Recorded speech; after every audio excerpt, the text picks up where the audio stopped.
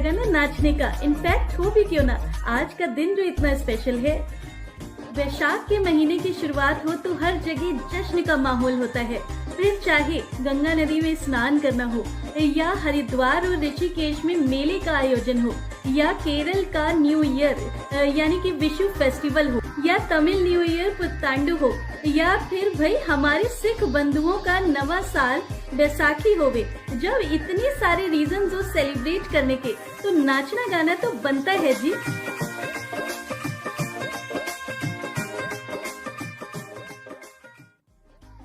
वैसे पंजाब हरियाणा से लेकर हर गुरुद्वारे, हर सिख के घर में सेलिब्रेशंस तो कुछ दिन पहले से ही स्टार्ट हो चुके हैं। 11 अप्रैल को सिखों के 9वें गुरु श्री गुरु तेग बहादुर जी की जयंती हम सभी ने बाबा जी के सत्कर्मों को याद करके बड़े ही हर्षोल्लास के साथ मनाई। सच्चे पातशाह श्री गुरु तेग बहादुर जी ने हमें निडर होकर मुक्त जीवन जीने की शिक्षा दी।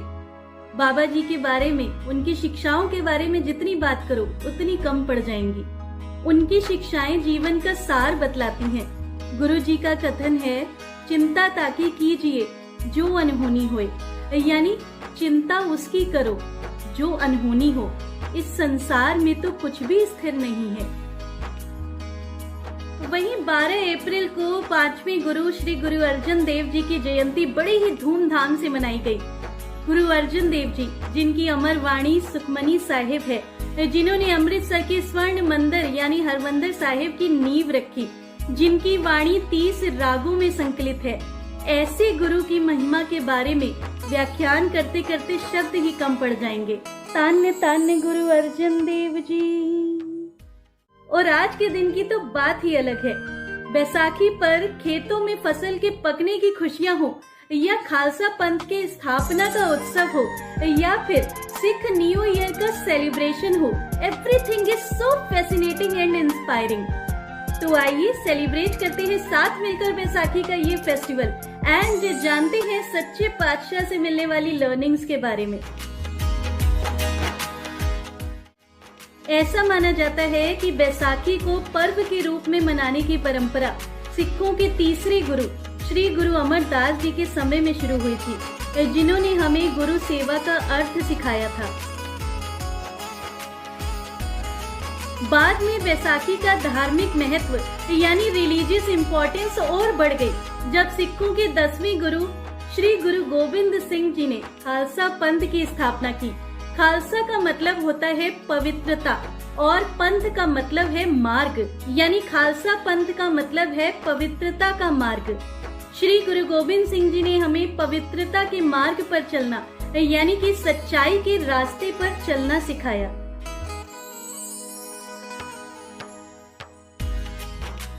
श्री गुरु गोविंद सिंह जी ने इसी दिन धर्मार्थ बलिदान को तत्पर 5 सिखों का चयन कर उन्हें अमृत पान कराकर 5 ककारों से सुसज्जित किया।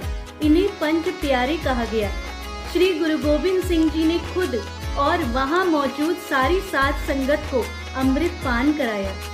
श्री गुरु गोविंद सिंह जी कहते हैं कि अगर आप अपने भविष्य के बारे में ही केवल सोचते रहेंगे तो अपना वर्तमान खो देंगे। सोचे सोचना हो वही जिस सोची लखवार, यानी बार बार अपनी प्रॉब्लम्स के बारे में सोचने से उसका हल नहीं मिलता, बल्कि हम अपना प्रेजेंट भी गवा बैठते हैं। तो फ्यूचर की चिंता में अपना आज न बिगाड़ें, इस पल में जिएं और अपनी लाइफ को ईश्वर भक्ति में लगाएं। आज ही के दिन श्री गुरु गोविंद सिंह जी ने सिख पुरुषों को सिंह उपनाम और महिलाओं को कौर उपनाम दिया। उन्होंने ये एकता यानी यूनिटी को ध्यान में रखकर किया। बाबा जी का कहना था, सो क्यों मंदा आखिए जित जम्मे राजान, यानी उस नारी को कम क्यों समझे जिसने एक राजा को जन्म दिया हो। श्री गुरु गोविंद सिंह जी ने महिलाओं को पुरुषों जितना सम्मान मिले इस पर बल दिया। जैसे सिंह का अर्थ होता है शेर, यानी जो किसी से नहीं डरता और सच्चाई के रास्ते पर चलता है, वैसे ही कौर का अर्थ होता है राजकुमारी, जो राजाओं से बलशाली और निडर हो। बाबा जी ने हमें इक्वालिटी का पाठ सिखलाया है। आज के दिन के जश्न का उमंग का एक और बहुत बड़ा रीजन है। आज के दिन महीनों की कड़ी मेहनत के बाद खेतों में फसल का पक कर तैयार हो जाना खुशी का एक और बहुत बड़ा कारण है। इस तरह बैसाखी आत्मिक लाभ यानी स्पिरिचुअल वेलफेयर और भौतिक उपलब्धियों का समन्वय बन गई। बैसाखी का त्योहार हर जगह बड़े ही जोरों शोरों से मनाया जाता है। हर साल लोग इकट्ठा होते हैं, गुरु का आशीर्वाद लेकर धन्य हो जाते हैं। गुरुद्वारों में लोग मत्था टेकते हैं और गुरु का आशीर्वाद लेकर नए साल की शुरुआत करते हैं। वहीं पंजाब में इस दिन गिद्दा भांगड़ा किया जाता है, जो हमें खुशियां बांटना सिखाता है।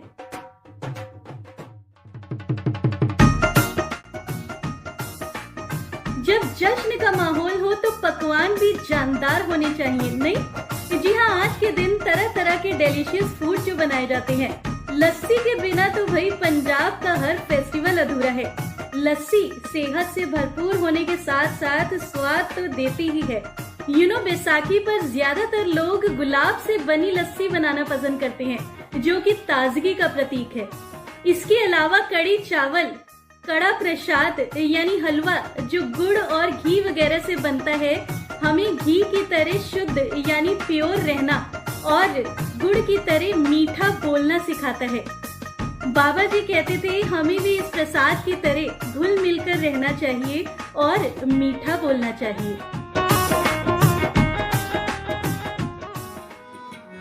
गुरुद्वारों के लंगर प्रसाद का क्या ही कहना, जो निस्वार्थ भाव से लोगों की सेवा में लगे रहते हैं।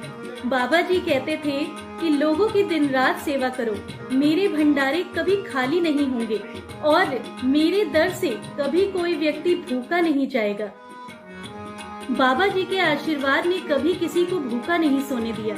बाबा जी हमें सेल्फलेस होकर सेवा करने का भाव सिखला गए।